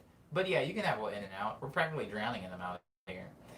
Went to Waffle House with my bros at like 4 a.m. and buzzed. Only way to go, in my opinion, says Umbe. Dar, don't listen to Umbe. No, that's fine though. I get that. There's a lot of restaurants like that. I know there's a lot of people that are like that about IHOP, where it's like, who goes to IHOP without being drunk after the club? That's the only way to play, baby. I only go to Denny's at 3 a.m. when I'm like all kinds of buzz. Like, I get it. I understand. But since I'm somebody that doesn't do drugs or drink, I only eat food sober. So I have this really weird, specific experience with food. I only eat food sober. So maybe that is the only way to go. What Umbe's saying, Dar. But I'm just here as your yeah, I don't know, your sober spirit guy. Like, you can eat it sober and it's still good. I thought IHOP was the Weenie Hut Junior of Waffle House.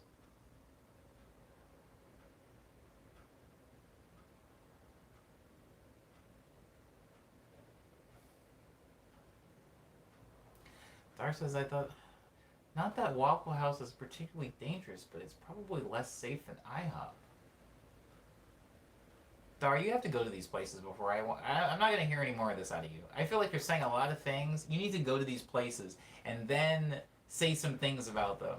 I feel like you're saying a lot. You're like creating a whole lore and narrative of just about basically some brick and mortar places that serve expensive batter. It's not that wild. Waffle House isn't dangerous. I'm sure people have gotten hurt in a Waffle House or in front of one. But, they've also gotten hurt in front of and behind McDonald's. But I don't think McDonald's is dangerous. It's fine. It's fine, Dar. Everything's fine. It'll be okay. It is very good, though. I'm afraid, guys. I'm afraid, people of the stream, that I will tell Dar to have Waffle House, but Dar will go into Waffle House so scared and disgusted already from all of this, like, prejudice that they won't enjoy their meal. So, like, I don't want to push that. I don't want to make Dar have Waffle House before they're ready. IHOP is just like celebration spot. You get an A on your report card, and says Umbe. That wasn't the case for me, but I definitely see that. I can see it being that. Mm-hmm. Mm-hmm. I have a Waffle House mix from my local Waffle House to make my own homemade Belgian Waffle House waffles. Oh, that sounds pretty cool. Hmm. Wow. Yeah. Can you guys take care of Dar? Make sure that Dar's safe at the Waffle House.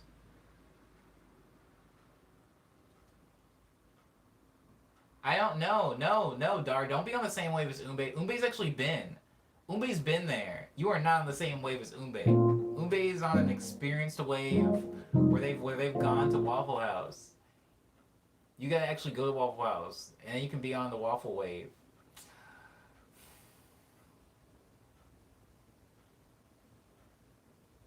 You need a squad to protect. There is a really funny. Hold on, guys. I'm probably not gonna be able to find it. This stream is wild, by the way. But there's a photo of me.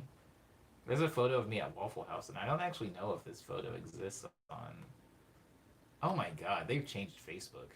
Ugh. I feel like they change this thing like every 2 days, and never for the better. It just keeps getting worse.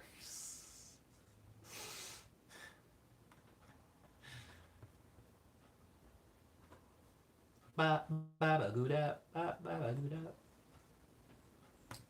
I used to go to so I used to DJ at a place called Barsmith every Friday night, and every Friday night after I would leave that club at roughly 2 ish. Sometimes I would leave early at like 1. I would I would go to Waffle House, and I would sit there, and like it was kind of like my reward for myself after a job well done. I would just eat a waffle in Waffle House, and I'd never been happier, y'all. I haven't been that happy since. I can't find this photo. There's like a really good. There's a photo of me at Waffle House, and it's like every time somebody says Waffle House, that's what I think of.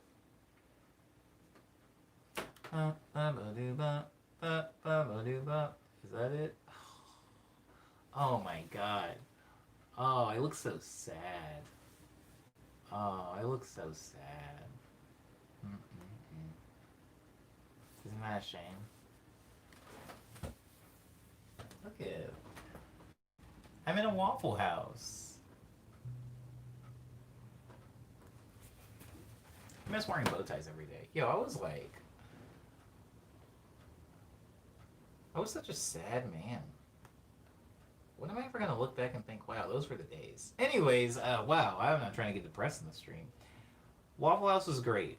Also, Take on Me by Aha was in the jukebox at that Waffle House. And there was a girl who was always in there when I was in there. Something was definitely wrong with her. Like, her life was not as good as it could have been. But she would always request Take on Me by Aha.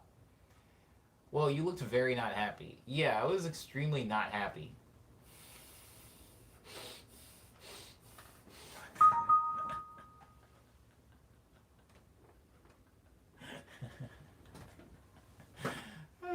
My favorite song is Grill Operator, says Cyber. There's a jukebox. Why wouldn't I want to go there? Says Dar. There's been places with jukebox that I've not wanted to be in. There's a specific like little cowboy bar called Saddle Ranch. It's a chain. They have a jukebox in there. I hate that place. I hate that place. Cowboys in general, you know. I don't always get along with cowboys. What's funny? Was that rude to say? No, that wasn't rude. It's funny because I wasn't very happy. No, here's why it's funny. Yes, that is Cowboys, Dar.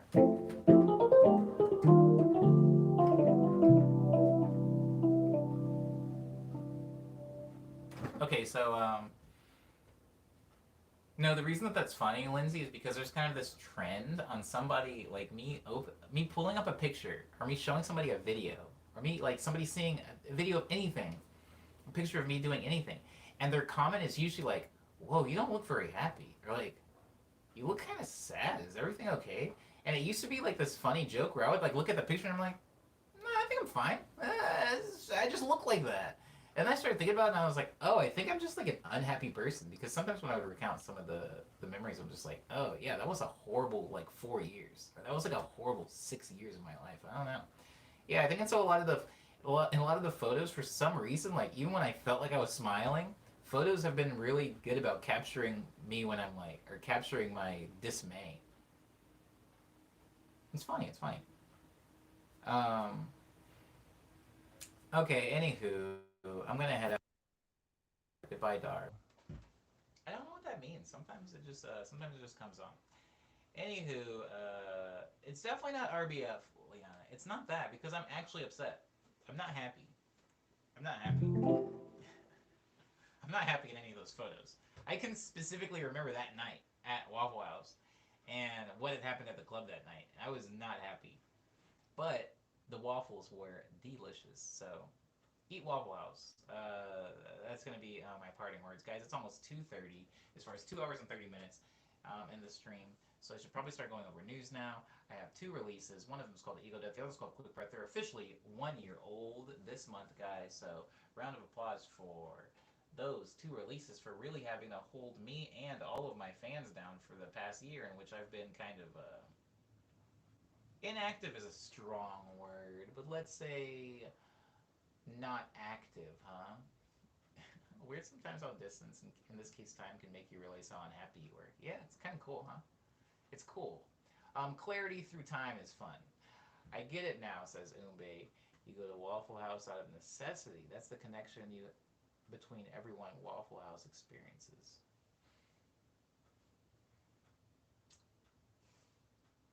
Necessity's rough, right, Umbe? Because I can say about that specific Waffle House, that Waffle House was on the same block as an IHOP, which was across the street from a Denny's, which were both 24 hours. I mean, and I also could have got like Jack in the Box or anything like that. That was open 24 hours. It wasn't that I went to Waffle House because I needed it or it was the only thing open. I like genuinely like being in like that environment. I don't know. I don't know what it is. It's like the way Waffle House like seats fill, the way the clientele always talks to me, and like the way they treat the people that come in there to eat. It's kind of this cool diner, familiar, like cozy, warm environment to me. Um, but I definitely didn't need to be there. There were options. I don't know. I liked it. But yeah, Ego Death and Quick Breath can be found on Bandcamp, SoundCloud, Spotify, iTunes, Apple Music, Google Play, Amazon, MP3, Tidal Groove, Deezer, Pandora, Napster, and YouTube. We're on YouTube right now. Boy, did I miss this keyboard.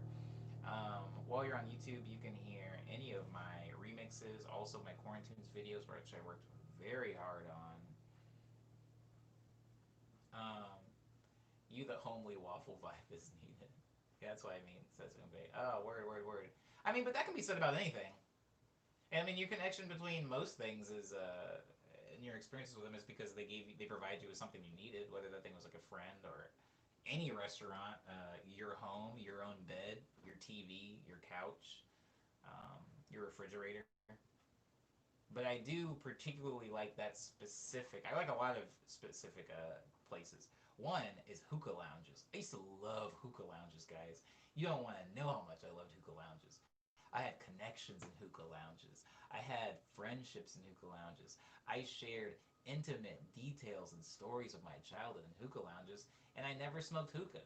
Something about being in a very dark, hazy room, sitting on pillows where there was just a bunch of like college age kids was fun for me um, when I was a freshman in college. Never smoked the hookah stuff though.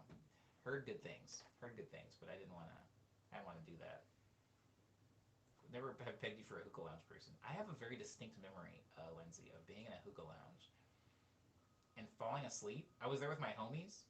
It was like a circle, and I was like on my phone and I fell asleep. And when I woke up, there was a completely different group of people at this, like, I don't know what you call it, like a hookah hose mama, like what all the hoses come out of, the middle thing, a hookah pipe. I don't know. Anyways, there was a completely new group of people smoking out of the thing, and I kind of like sat up and like rubbed my eyes, and they were like, "Hey, good morning, buddy." And then me and them just talked for a very long time about salad fingers. Remember that thing, salad fingers? Talk about salad fingers. By the time I left the hookah bar, I think it was like 1 a.m. and I felt so good. I never met those people again. But yes, Cyber, my homies did leave. Wouldn't be the first time. Wouldn't be the first time I got left someplace. It was okay. I was kind of a downer. I was always like being sober and stuff. You know, it's hard to have like wild friends and you're always the sober one. If they don't need a ride anyplace, they kind of just leave you wherever you are. Um, I actually love the song played in Salad Fingers. Well, I'm glad you know what I'm talking about. Not the Rusty Spoons. Yeah, it was really stupid. I don't think it was great, but I just when somebody says Salad Fingers, I think of hookah bars now because of that one specific experience. Mm-hmm. Okay, yeah, I went over the platforms. That's where all my stuff can be heard, guys. As far as again, like tours, merch, and all that stuff, we're still not doing anything. I feel like um, here's what I feel like, and I don't want to get like too political, right? Or I don't want to get too. This isn't political at all what I'm about to say, but I don't want to be a downer. But I feel like, as far as America's concerned, like things have gotten bad. There's quarantine. There was even a curfew for a while. Protests everywhere. People are getting killed. People are dying of a disease. It's an election year. People are pandering for votes. I can't go to some restaurants because they're closed indefinitely. I can't go to some other restaurants because they've literally gone out of business. The comic book shop that I always go to, a shop called Quest, it's literally gone. Like there's nothing in there anymore. It's all boarded up. A few of the places I really liked that were owned by people that I was like close with, like homies with. Like we talk outside of me just going in there and buying stuff. Like they've closed. It's really sad.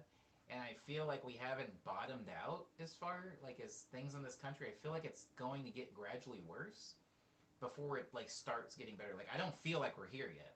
I don't feel like we're getting back up, and I also don't feel like we've bottomed out, like plateaued. I feel like we're still plummeting a little bit, and so it's really hard as a musician. No, let me not make it hyper specific. It's really hard as an entrepreneur of any kind because you're put in this like really weird position where you're like, do I invest in now or do I invest in the future? Um, and when I say that, to explain a little bit, what I mean is like there are some. Here's an example. Here's two different festivals, music festivals, EDC being one of them, and then one of them being Coachella. EDC was like, well, let's just invest in now by having like a URL festival where everybody will play their sets on the internet and everybody can see, regardless of if they had a ticket or not. And that way we can remain relevant and still look productive and conscious of our current environment. And then there's a festival like Coachella that's like, let's just keep delaying it until things are okay again, and then we can have the real festival, in person. I think that those are the two schools of thought. Somebody's like, I can either invest in now, spend a lot of money on a nice Twitch setup and start streaming on Twitch and doing like live shows on YouTube, or I can save some of that money so that when things get better again, I can, hit the ground running in the new normal or whatever. So I think it's hard to know which one to do when we're steadily getting worse, right? Like I don't know. So when I say like no tour, no food, and people are like, "When's this song coming out?" Because like I'm in the production stream, and they're like, "Yo, any release date on this?" And I'm like, "I have no idea because I don't even know when I can play shows again." Um, and I would ideally like to know, when I could do that.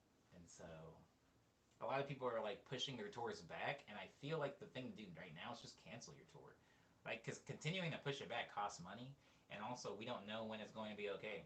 So, um, oh, well, that's really sweet, Liana. I really do appreciate the sentiment. That's actually really nice. But it's okay. It's okay. Like, I mean, I don't need to do both. I think right now, what I've been doing, I'm lucky. I'm fortunate, partially because I have all you guys. But I'm fortunate in that I've been streaming since way before this happened. So by the time quarantine hit, I was already on stream number like 150 or something like that, like something wild. Like I had already been going for a minute. Um, I wasn't on 150, but that was like well into the highs. No, I mean that was probably 200 if we're considering Instagram and stuff. Basically, my point is my streaming was not reactive to quarantine. Some people have only started streaming once quarantine started, and I feel for those people because I feel like maybe it's harder to get your footing or something like that, or it's maybe streaming isn't for you. Um, I just think right now I'm not investing at all in whatever the new normal is because I'm not sure when it is and where it is and what it looks like. So I've just been like focusing on stream, trying like you saw like I got like another webcam to get like that set up. I'm like just kind of investing in whatever now is, and I don't know what releasing music looks like right now for me because I can't tour it because all of my releases have been built around touring. So I don't know what it looks like. I don't know when we get to the new normal if I'm still going to have the cool relationships I had beforehand where I can tour and play this venue or that venue. I don't know. I don't know what it looks like, but I'm trying to just remain productive and positive. So when we get to the news part after I do the platforms, and I'm just like, as far as news, merch, tours, I don't know. I'm waiting. I am thinking about it, guys. It's not like I'm just not trying or not even thinking about how to get you guys new music. I'm just trying to be as smart about it as possible. And I want it to feel intentional. If I release music that doesn't have the intention of touring, I don't want the world to open back up and then for me to try to really quickly slap together a tour for it. I want everything I do to feel intentional and important. But I appreciate you guys' patience. Also, I want to thank everybody again for being in the stream during last week. It was weird. I was in Arizona. The keyboard was less than ideal. It was just, I was doing the best I could in this situation. So I appreciate you guys for being there and supporting that. I need to eat something. I am lightheaded. But today is Monday. We're back at it, back on the stream, back on the wagon. I hope that everybody. Oh, thanks, Moonbay. Oh, what are your dues, Umbe? What are your dues? What are you paying your dues? What are you due? What am I due? What do you owe me? Nothing.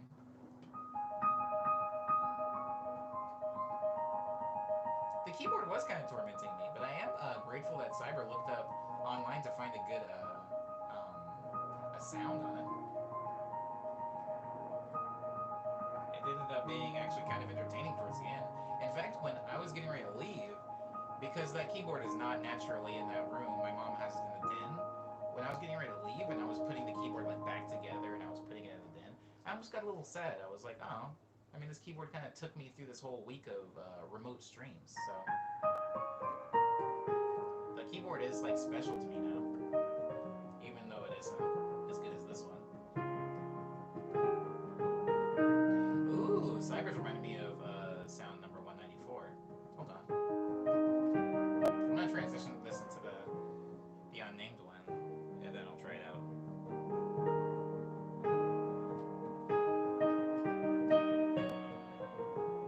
Completely unrelated, but I had like four Sky things I wanted to share with you, but I don't want to go to the point of asking about Sky. Aww.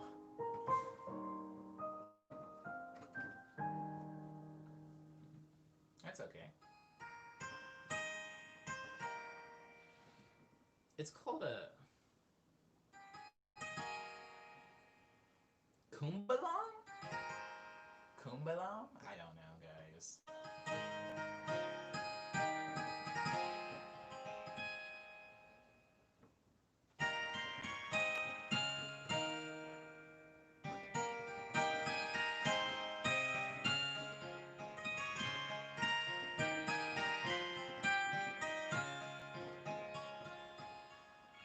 Almost sounds like a banjo.